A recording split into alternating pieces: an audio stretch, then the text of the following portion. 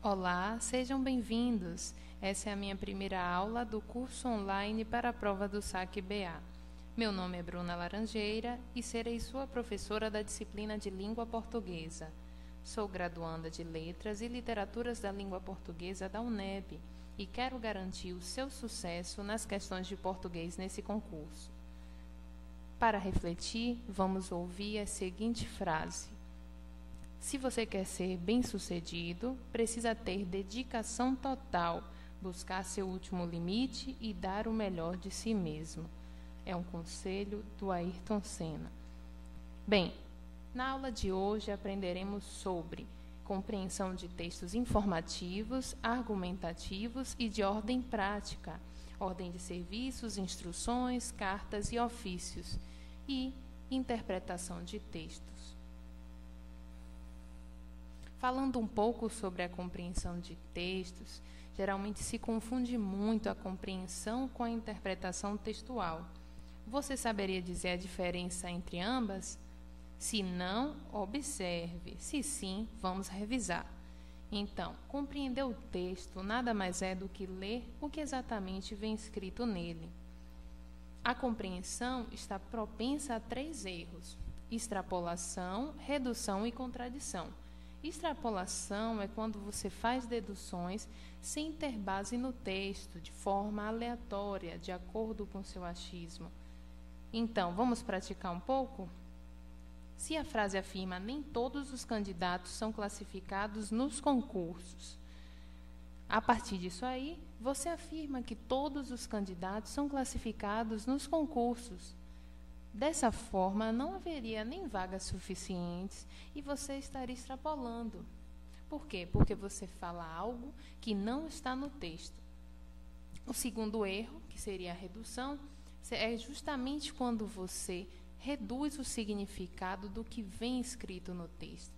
Então, se na frase afirma nem todos os candidatos são classificados nos concursos, e você afirma que nenhum candidato é classificado nos concursos, nesse caso você restringiu o sentido, você mudou o termo de nem todos para nenhum, de maneira inadequada, alterando então o significado do que foi escrito.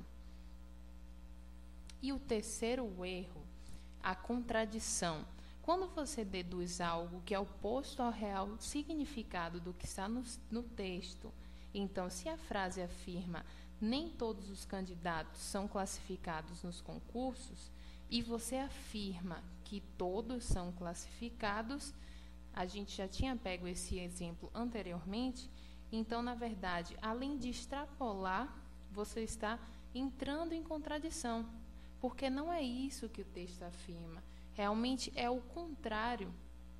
Então, uma forma mais adequada de você reescrever sem alterar o sentido dessa frase seria: alguns candidatos são classificados nos concursos. Bom, já vimos agora sobre a compreensão e vamos abordar a interpretação de texto. Interpretar requer ir além do que foi escrito pelo autor. Torna-se indispensável deduzir a sua intencionalidade por meio de informações implícitas ou explícitas, com algum auxílio justamente de alguns recursos. Então, na verdade, interpretar requer uma experiência de leitura, requer um pouco mais de raciocínio, e justamente serão os elementos do raciocínio que vai facilitar a sua interpretação. Nesse caso, o raciocínio seria dividido de 2 formas: o indutivo e o dedutivo. Como seria o indutivo? O indutivo vai ser quando você utilizar uma afirmativa do autor, de caráter particular, ou seja, específico, para desenvolver sua conclusão, uma conclusão geral a respeito do que foi escrito. Mas tenha cuidado, essa alternativa de raciocínio pode levar você a extrapolar, a ir além do significado real do texto. Vamos observar. Na seguinte frase, os médicos entrevistados declararam que seus pacientes tiveram uma boa reação ao genérico amoxicilina. Com base nisso, você se sente confiante e afirma, conversa com a pessoa, que essa situação é suficiente para você dizer que o genérico é tão eficiente quanto o remédio original. Só que aí, o que acontece? Você acaba extrapolando o sentido do que foi escrito. Por quê? Porque o resultado em um grupo de pacientes pode não ser igual em todos os outros. Logo, esse raciocínio nem sempre vai ser válido para te auxiliar a interpretar os textos das questões, porque você está indo muito além do que foi escrito, além da compreensão do texto. Então, nessa situação, você não compreendeu e se interpretou de forma extrapolada, imprecisa e desnecessária. Então, partindo agora para o segundo tipo de raciocínio, que seria o dedutivo, vai ser quando você vai pegar uma afirmativa do autor, de caráter geral, para apenas se certificar, confirmar uma conclusão específica que você chegou. Então, por exemplo, se você tem uma frase que diz: a violência é uma característica das cidades grandes de todo o mundo. Com base nisso, você vai sentir segurança para afirmar o quê? O Rio de Janeiro é uma das cidades mais violentas do mundo. Essa seria uma boa dedução. Por quê? Porque Rio de Janeiro é uma cidade grande. Logo, se você afirma que o Rio de Janeiro é uma das cidades mais violentas do mundo, você está chegando a uma conclusão por meio da interpretação desse texto, porque você utilizou o que estava escrito nele de maneira geral para trazer um caso específico que serviria para exemplificar. Bom, depois de explicar os conceitos de compreensão e interpretação textual para que você não confunda na hora de resolver as questões, a gente vai trazer agora aqui alguns tipos de ofícios com as suas finalidades e modelos. Por quê? Porque na banca da UNEB é exigido algumas questões justamente questionando a finalidade de alguns ofícios, certo? Então, a gente não vai se aprofundar muito, porque não é algo que a banca vai pedir para você. Então, falando sobre tipos de ofícios, a gente vai trabalhar o requerimento. O que seria o requerimento? Bom, indo pelo termo, pelo significado da palavra no dicionário, requerimento é uma palavra derivada do verbo requerer, que significa, na forma denotativa, ou seja, literal, solicitar, pedir, estar em busca de algo. Logo, redigir um requerimento tem a finalidade de solicitar aprovação, deferimento, no caso, é um termo técnico utilizado, de algo por escrito a um órgão, pode ser ele público ou privado, como uma secretaria, um colégio, uma faculdade. Portanto, uma dica para auxiliar você identificar um requerimento seria no desfecho. Num desfecho de requerimento nunca vai faltar a fórmula convencional, que seria o quê? Nestes termos, pede deferimento, porque deferimento é aprovação. É justamente a finalidade dessa redação técnica, desse tipo de ofício, é pedir aprovação a um órgão. Trazendo agora um modelo, a gente tem o seguinte exemplo. Ilustríssimo senhor diretor da Escola Estadual Dom Bosco. Vamos simular aqui. Vamos supor que Carla solicita um requerimento para ser transferida de colégio. Ela não está satisfeita com seu colégio, acha que a didática é engessada e encontrou um colégio que tem uma didática mais descontraída e que te ajude no aprendizado. Então, com isso, ela resolveu fazer um requerimento para solicitar a transferência à sua escola. Então, vamos lá.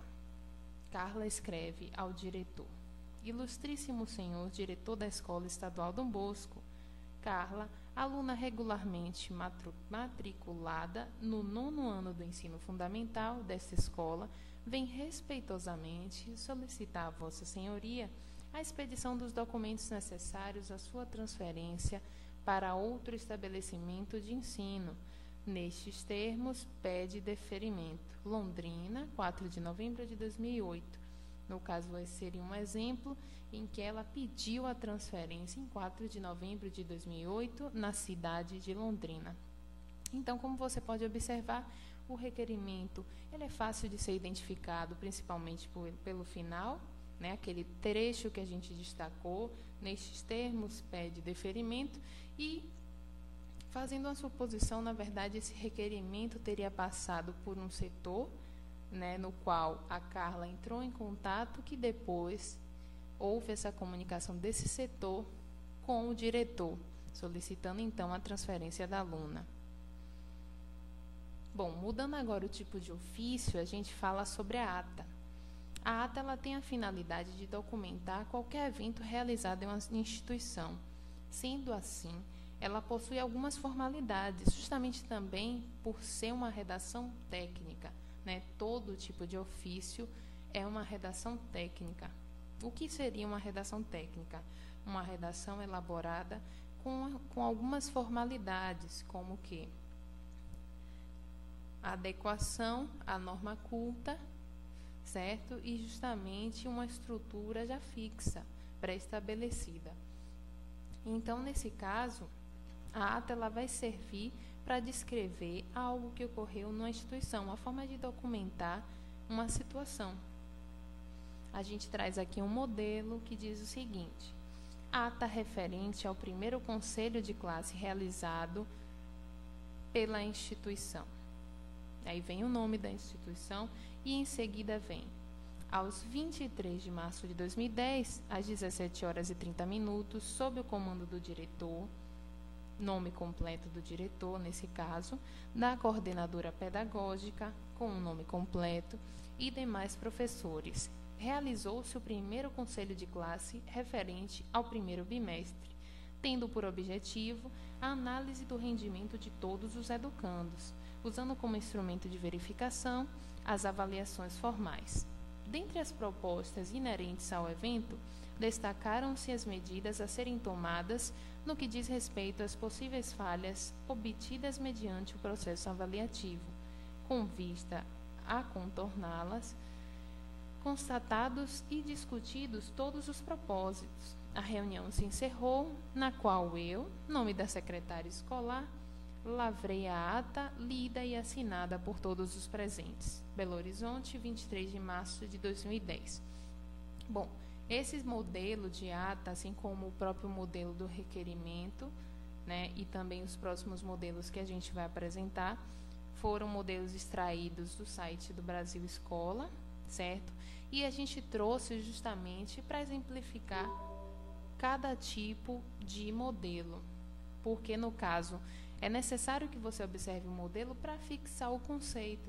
Então, no caso da ata, o que é que acontece? Você vai identificar facilmente uma ata quando você observar que no início do texto há a data, o horário, as pessoas presentes e a descrição de uma situação, de um evento, dentro de uma instituição, certo? Então, você fixando essas dicas da estrutura da ata, você vai se lembrar justamente qual vai ser o tipo de texto que a gente vai poder definir como ata na hora de marcar numa questão.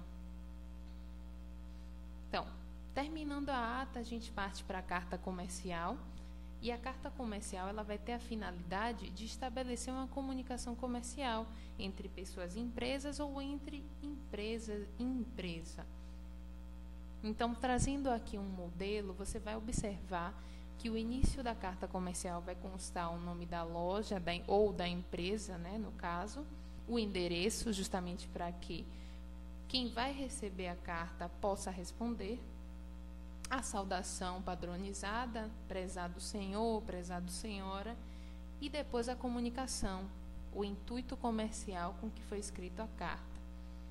Ao final vem o nome da pessoa com o cargo, né, justamente para poder padronizar e mostrar que é algo destinado a um setor que respondeu a essa demanda.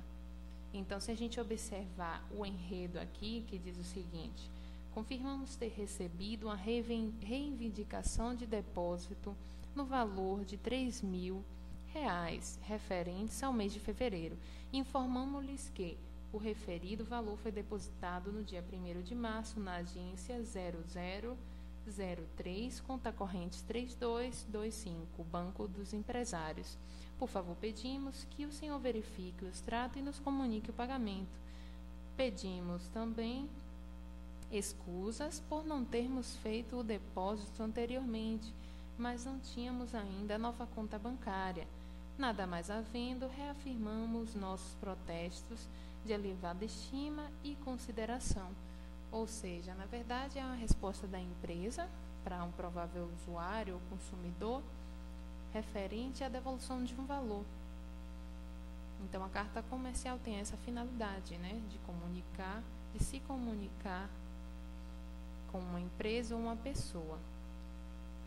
Então, terminando a carta comercial, temos também como tipo de ofício a procuração, que teria o objetivo de quê? Transferir os poderes de alguém, conhecido como outorgado, um termo de redação técnica, para agir em nome de outra pessoa, outorgante.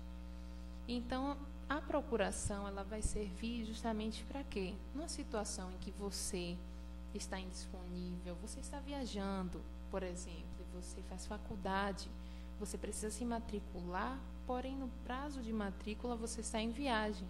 Então, a procuração vai ser esse meio facilitador para que você transfira a responsabilidade para uma outra pessoa, um amigo de confiança, um parente, que possa lá representar você e realizar a sua matrícula, certo? Então, o modelo que a gente trouxe aqui seria o seguinte: eu, Eloá Oliveira, brasileira, natural de Marilândia, casada, residente domiciliada em Belo Horizonte, Minas Gerais, Rua Joaquina Silvério, número 444, RG 4254748, CPF 263-362-421.12.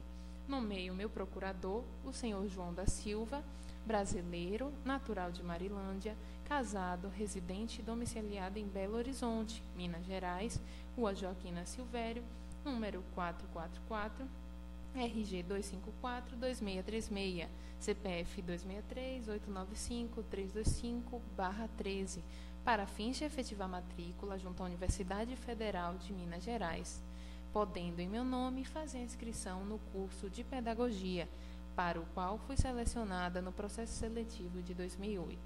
Belo Horizonte, 3 de março de 2009. Ao final aparece a assinatura, né? Eloá Oliveira. Então, o que você pode identificar como uma procuração em um modelo seria o quê? O nome completo de 2 pessoas, no mínimo, né? Então, a pessoa que vai transferir a responsabilidade, ela de imediato já se apresenta no modelo. Então, vem o nome completo, a naturalidade, a nacionalidade, o estado civil, o endereço e alguns dados pessoais de cadastro, como RG e CPF, assim como também da pessoa que vai responder por você, o outorgante. O outorgado, desculpa. Então, no caso, no outorgado, também, no caso do outorgado, no modelo, vai haver o nome completo, vai haver o endereço, vai haver a nacionalidade, a naturalidade, vai haver o RG e o CPF. E, por fim, vai ter justamente o objetivo. Por qual motivo você vai ter que transferir a responsabilidade para essa pessoa? Com base nisso, agora, para fixar todos esses conceitos que a gente viu, que tal a gente resolver algumas questões? Então, eu trouxe aqui para vocês o texto Boa Formação Faz a Diferença, da revista SA, justamente extraída da prova da UNEB de 2010 para o cargo também de assistente administrativo. Então, o texto fala o seguinte: os responsáveis pelas áreas de seleção das principais empresas do Brasil são unânimes em apontar uma falha grave na formação dos profissionais brasileiros: a falta de cultura. A crítica vale tanto para jovens trainees quanto para executivos que já ocupam cargos de liderança. Falta conhecimento de história, geografia, pintura, música e literatura. Esse defeito pode definir sua próxima contratação ou promoção. As empresas precisam de gente culta. Por quê? porque é o nível cultural que melhora a capacidade de diagnóstico, de entender rapidamente contextos complexos e de fazer julgamentos. Não é à toa que as escolas de administração europeias oferecem cada vez mais cursos que discutem pintura, prosa e poesia, neurologia, filosofia, antropologia e história. A origem do problema está nos cursos, que despendem muito tempo ensinando técnicas e práticas de gestão, modelos de análise e decisão. Nada de cultura. É como se o aspecto cultural fosse menos importante. Nestes dias em que estamos tentando decifrar uma das mais complexas crises econômicas dos últimos 50 anos, são muito importantes outros pontos de vista, outros modelos, e estes vão aparecer se os profissionais tiverem um olhar mais amplo. Acontece que o desenvolvimento cultural é um projeto individual. Você precisa estabelecer seu plano e algumas metas. Minha sugestão: ler um livro por quinzena, assistir a um filme por quinzena, ir a um concerto por mês, fazer uma visita a um museu a cada 2 meses, fazer um curso de filosofia a cada 3 meses. Seu papo vai ficar melhor. Cultura é o grande diferencial competitivo. Ou você pensa que só falar inglês vai fazer a diferença? Então, esse foi o texto escrito por Luiz Carlos Cabreira, né, com justamente o título Palavra de Mentor, provavelmente da coluna da VCSA, em São Paulo, no mês de abril de 2009. Esse é um texto adaptado. Bom, após o texto, a banca da UNEB vai trazer a seguinte questão. Da leitura e análise do texto, pode-se concluir que a 01. Falta de cultura geral inviabiliza o acesso de candidatos aos concursos. 02. Busca de conhecimento fora da área de atuação favorece a ascensão profissional. 03. Falta de desenvolvimento cultural está diretamente associada à incapacidade profissional. 04. Necessidade de conhecimento amplo e diversificado incentiva a aprovação de candidatos em concurso. E 05. Exigência das empresas por profissionais cultos é desnecessária para a qualidade do trabalho. Então, agora chegou a hora da gente comentar. Como fazer de uma forma simplificada, como facilitar a resolução de uma questão de compreensão ou interpretação textual. O primeiro passo, antes de você resolver qualquer questão que traga um texto, eu recomendo que você sublinhe as palavras que você julgou determinante para o entendimento da ideia central daquele texto. Então, por exemplo, no parágrafo 1, a gente retornar aqui, eu selecionei as palavras responsáveis, seleção, empresas, falha, formação, profissionais brasileiros, falta e cultura. O passo 2. No passo 2, eu recomendo que você escreva uma frase com as palavras que você selecionou, para que você, então, fixe o conteúdo, né, o entendimento, na verdade, daquele parágrafo. Então, com aquelas palavras citadas anteriormente, a gente pode fazer a seguinte frase. Os responsáveis das empresas de seleção consideram uma falha dos profissionais brasileiros a falta de cultura. E como passo 3, você destaca as palavras mais importantes do enunciado da questão. Certo? Você já entendeu, você já sintetizou o conteúdo, o seu entendimento do texto, agora a gente vai resolver a questão. Então, para descobrir o que o enunciado vai pedir, você vai marcar as palavras principais desse enunciado, que no caso dessa questão seriam leitura, análise e concluir. Com isso, você vai perceber que o enunciado está pedindo que você traga, na alternativa, a conclusão geral do que o texto está escrito, do que ele supostamente quis dizer. Então, como passo 4, você vai analisar cada alternativa. Na alternativa 01, por exemplo, falta de cultura geral inviabiliza o acesso dos candidatos aos concursos. Se a gente lê o parágrafo 1, ele vai dizer o seguinte: os responsáveis pelas áreas de seleção das principais empresas do Brasil são unânimes em apontar uma falha grave na formação dos profissionais brasileiros, a falta de cultura. A crítica vale tanto para os jovens trainees quanto para executivos que já ocupam falta de liderança. Logo em seguida, se você ler o segundo, que vai falar na segunda frase o seguinte: esse defeito pode definir sua próxima contratação ou promoção. As empresas precisam de gente culta.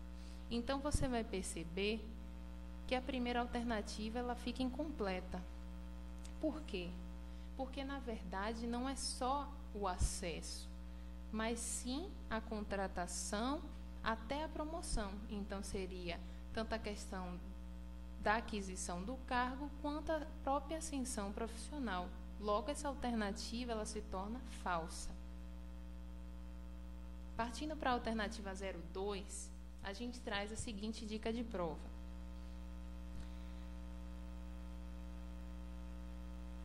Você vai ter como alternativa para verificar se justamente o que vem escrito condiz com o significado geral do texto, a paráfrase. O que seria a paráfrase? Você reescrever, né, o que já foi apresentado na própria alternativa para ver se ainda condiz com a ideia geral. Então, a segunda alternativa traz o seguinte: busca de conhecimento fora da área de atuação favorece a ascensão profissional. Bom, não necessariamente. O que o texto vai trazer aqui é que a falta desse conhecimento pode prejudicar a ascensão. Mas, em momento nenhum, ele de forma direta vai dizer para você que isso favorece. Ele vai dizer de forma indireta, no segundo parágrafo. Bom, então aí o que é que vai acontecer? A gente vai analisar por duas partes essa alternativa. Como ela ficou de forma subentendida, é necessário que você analise mais a fundo, né? Então, a parte 1 seria a seguinte parte: conhecimentos de história, geografia, pintura, música e literatura. É o que traz no texto. Então, eles realmente são conhecimentos que o autor vai apontar como indispensáveis para se obter cultura. Não são conhecimentos de todas as áreas profissionais, então, logo, são conhecimentos de outras áreas. Então, até aí, a alternativa ela fica correta. A segunda parte seria você lendo novamente a segunda frase do segundo parágrafo, que vai dizer: esse defeito pode definir sua próxima contratação ou promoção. As empresas precisam de gente culta. Logo, realmente, isso vai favorecer a sua contratação enquanto profissional, se você tem o conhecimento nessas outras áreas, ou a sua ascensão profissional, se você obtém esse conhecimento. Então, essa alternativa, ela está correta. Partimos, então, para a alternativa 3. Bom, na alternativa 3, vai conter a seguinte afirmação: falta de desenvolvimento cultural está diretamente associada à incapacidade profissional. Você lendo a frase do segundo parágrafo e lendo o terceiro parágrafo, você vai já ter uma noção do que essa alternativa, se essa alternativa, na verdade, vai condizer ou não com a ideia do texto. Então, a frase do segundo parágrafo diz o seguinte: fala sobre a questão do defeito, que é a falta do conhecimento de outras áreas que vão prejudicar justamente a contratação, a promoção. Já o terceiro parágrafo vai trazer uma indagação, que vai falar o seguinte: por quê? Porque é o nível cultural que melhora a capacidade de diagnóstico, de entender rapidamente contextos complexos e de fazer julgamentos. Observe que em nenhum momento o texto afirmou que falta de cultura torna alguém incapaz na profissão, e sim que é um defeito, uma falha grave. que pode ser melhorado com conhecimento em outras áreas. Portanto, essa alternativa é falsa, porque você está extrapolando o que o texto traz.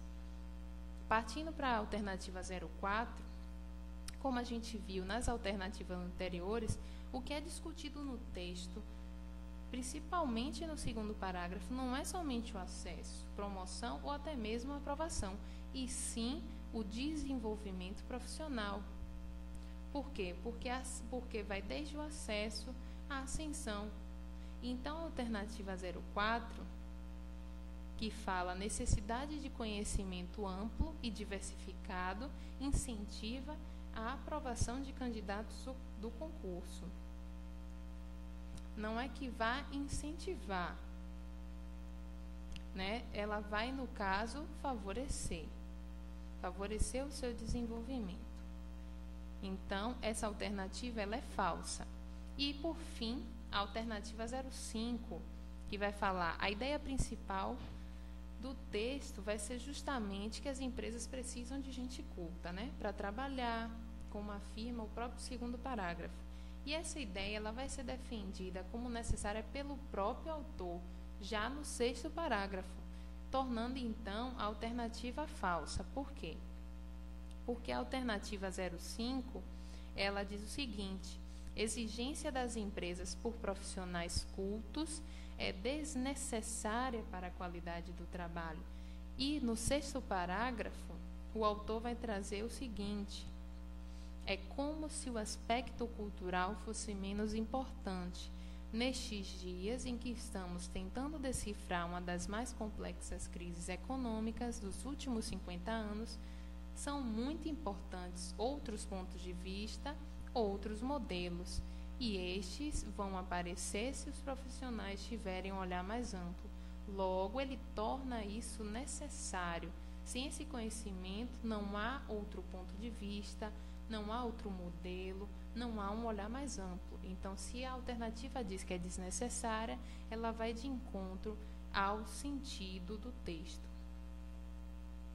Trazendo a questão 4 da banca da UNEB, da prova de assistente administrativo, a gente traz o seguinte enunciado: a alternativa que contém uma afirmação correta é 01. Unânimes, na linha 2, qualifica o termo responsáveis na linha 1. 02. Esse defeito, na linha 7, retoma a informação contida no período anterior. 03. Por que, linha 9, e por que, linha 9 também, possui emprego distinto na frase que se encontra. 04. A origem do problema, na linha 15, refere-se à falta de cultura. E 05, estes, linha 22, substitui a palavra anos, linha 20. Bom, comentando essa questão, o passo 1, novamente, volta a ser sublinhar as palavras mais importantes do enunciado da questão, que seria afirmação e incorreto. Logo, a gente já deduz o quê? Que a alternativa quer que você marque o que vai de encontro ao texto, certo? O que não condiz com todo o contexto que foi apresentado. O passo 2 é justamente, depois de decifrar esse enunciado, você vai ler alternativa por alternativa, recorrendo sempre àquelas suas anotações com as frases que sintetizam o significado do texto. Se for necessário, você até relê o texto, né? Mas, por precaução, para que você não perca muito tempo, você já fica com as anotações, que fica muito mais fácil, muito mais prático. Você economiza tempo, ao invés de reler o texto. Então, partindo para a alternativa 01, unânimes, na verdade, é um adjetivo, né? Que caracteriza o substantivo responsáveis. Então, o que é que você vai fazer? Você vai se perguntar: quem são unânimes? A resposta seria os responsáveis pelas áreas de seleção das empresas. Então, essa é uma alternativa correta.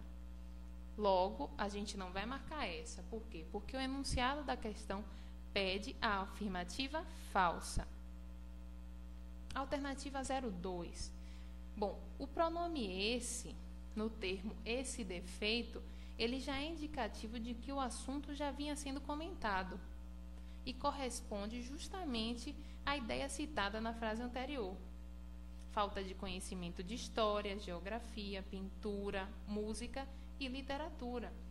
Portanto, a alternativa também é correta. Vamos em frente.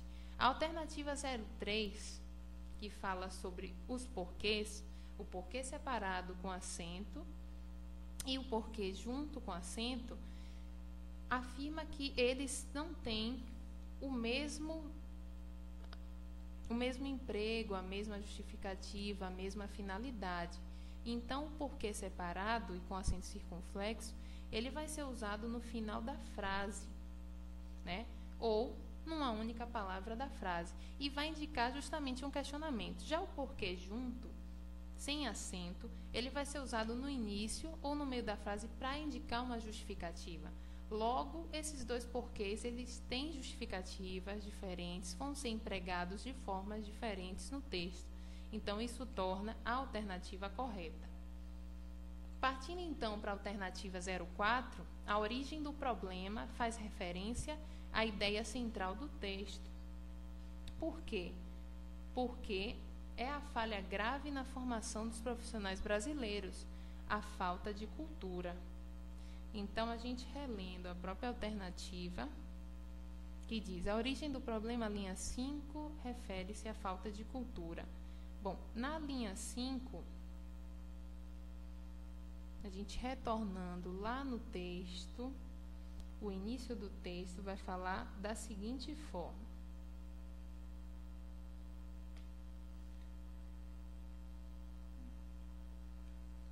os responsáveis pelas áreas de seleção das principais empresas do Brasil são unânimes em apontar uma falha grave na formação dos profissionais brasileiros, a falta de cultura. Então, realmente, a falta de cultura é a grande falha da formação dos profissionais brasileiros. Então, essa alternativa ela também se torna correta. E a alternativa 05. Estes, na verdade, é um pronome que vai apontar o último termo citado, que foi o quê? Outros pontos de vista, outros modelos. Logo, essa alternativa ela é incorreta. Por que ela é incorreta? Se a gente retornar ao texto, justamente porque a alternativa vai falar que estes vai substituir a palavra anos.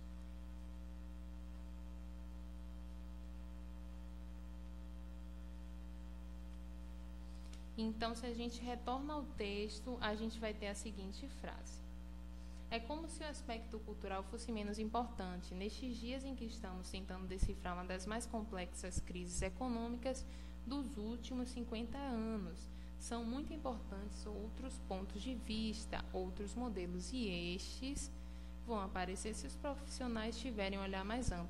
Então, anos faz referência ao quê? Às crises econômicas, né? É uma alusão de tempo à crise econômica.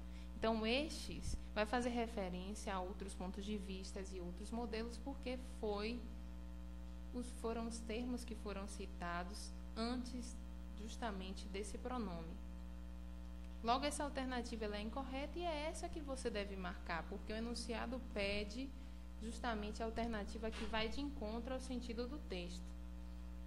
Então, após resolver essas duas questões, você deve se lembrar a respeito dos conceitos de compreensão e interpretação para não confundir. Então, compreensão é a leitura restrita do que foi escrito, certo? Você vai ler e vai simplesmente seguir exatamente como foi escrito, e a interpretação vai pedir de você um olhar mais fundo. Por quê? Requer uma experiência de leitura, vai ser uma leitura mais ampla, você vai ter que entender o que está nas entrelinhas, o que é dito de forma indireta. Então, não confunda a compreensão como leitura restrita e a interpretação como leitura ampla, certo? Espero ter ajudado vocês e aguardo vocês na próxima aula. Até mais!